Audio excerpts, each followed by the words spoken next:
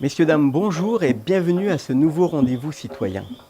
Je tenais tout d'abord à remercier les personnes qui se sont abonnées à ma chaîne, qui partagent ou qui likent cette chaîne parce que ça va permettre enfin de faire découvrir les traités à ceux qui en ont besoin et de leur faire comprendre certaines choses au niveau de la politique qui passent peut-être inaperçues par le biais des médias traditionnels.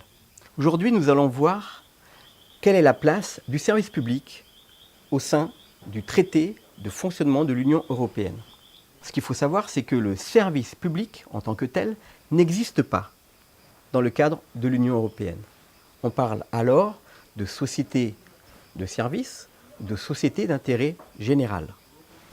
Tout d'abord, l'article 106 nous révèle que les services publics sont au même titre que les entreprises privées soumises aux mêmes règles de concurrence.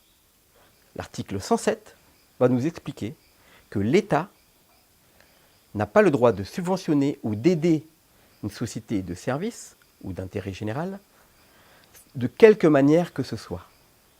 Ou alors elle doit le faire de manière équitable entre les sociétés privées ou les sociétés de services.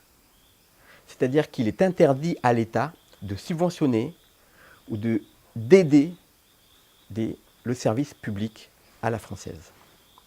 L'article 108 va nous expliquer que si une société de services, donc les services publics, sont aidés par l'État, un autre pays de l'Union européenne peut porter plainte auprès de la Cour de justice européenne.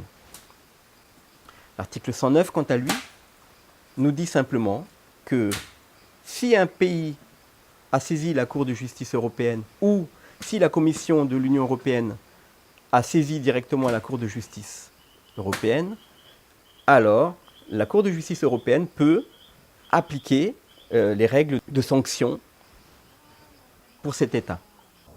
Nous le voyons dans les articles 106 à 109, les services publics n'ont pas lieu d'être, ils n'ont pas le droit d'exister en tant que services publics. Ou alors, ils devront se transformer, ils devront faire du chiffre d'affaires, ils devront embaucher des travailleurs détachés pour avoir moins de charges. Ils devront forcément s'aligner sur le privé.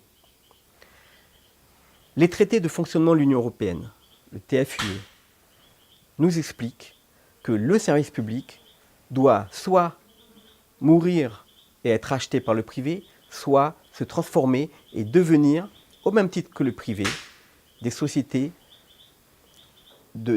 qui doivent s'autofinancer.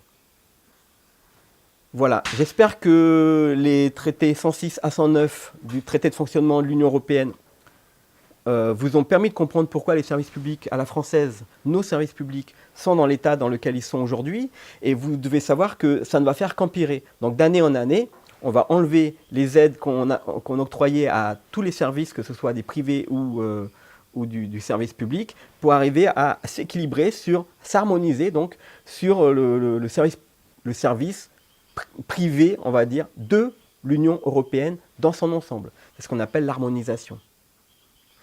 Voilà, c'était les services publics vus par les traités de fonctionnement de l'Union européenne. Et je vous donne rendez-vous à lundi prochain pour un nouveau rendez-vous citoyen. Merci de m'avoir écouté.